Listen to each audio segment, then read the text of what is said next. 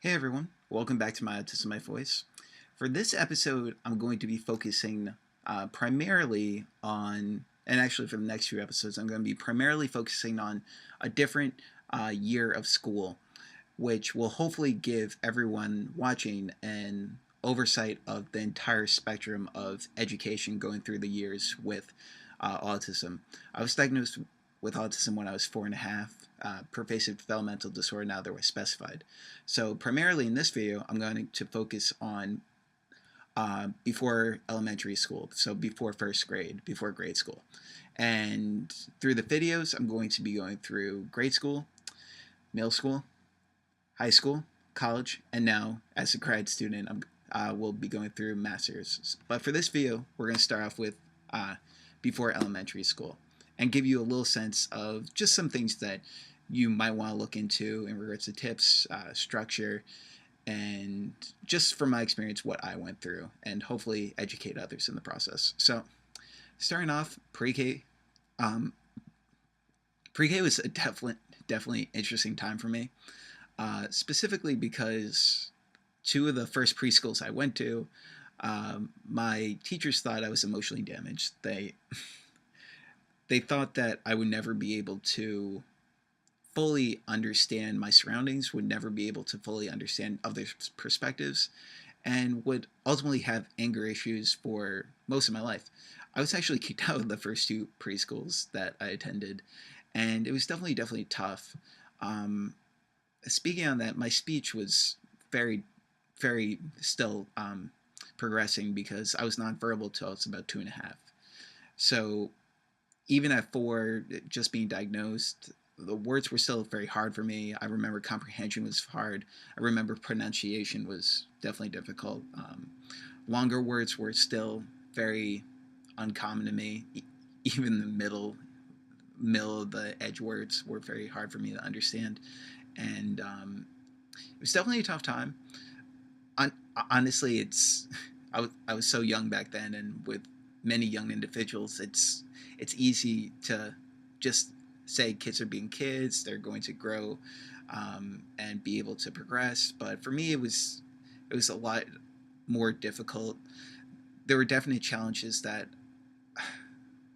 were put in place, especially because we just couldn't find the right niche. I was diagnosed in '92, and back then autism was still very unknown.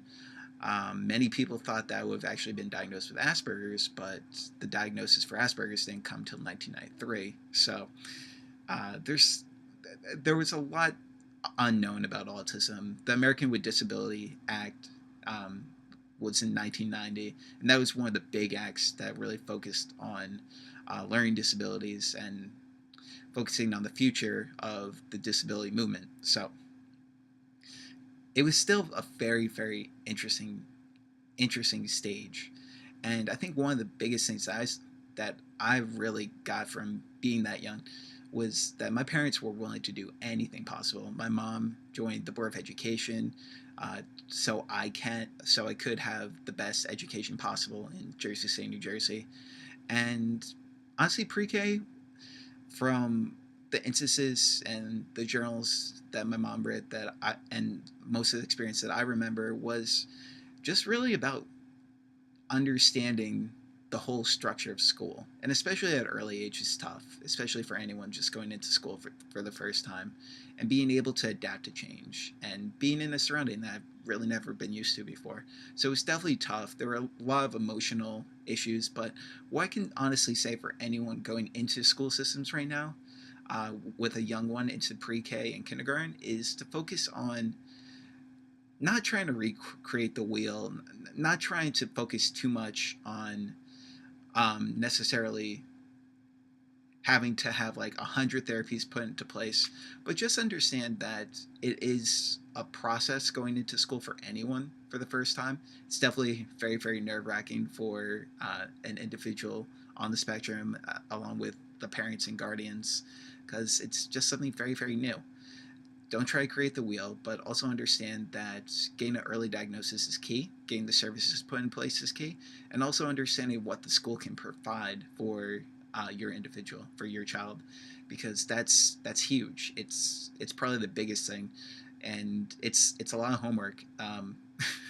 Kids in pre-K and kindergarten don't get that much homework, but the parents have homework in this stage, probably more than any other stage of school, because it's focusing on progression. It's been shown that progression is usually the most progression you can actually help to ultimately help an individual is in their younger stages because their brain is still developing. If you heard any study, maybe like for example, I've heard Mozart when if played as a kid can ultimately help your son or daughter possibly have their brain increase in regards to IQ and stuff like that. And it really goes to show if you're able to focus on making sure that you're getting the services needed, you're getting what is the most important thing for that child at that age, then you'll be in for hopefully a successful time in schooling. And it's still very early on. You're going to learn as you go along. But there are a lot of things put into place out there already. Autism Speaks has a 100-day toolkit, which is very successful for people who are just finding out about the diagnosis. But also at the same time, there are school kits.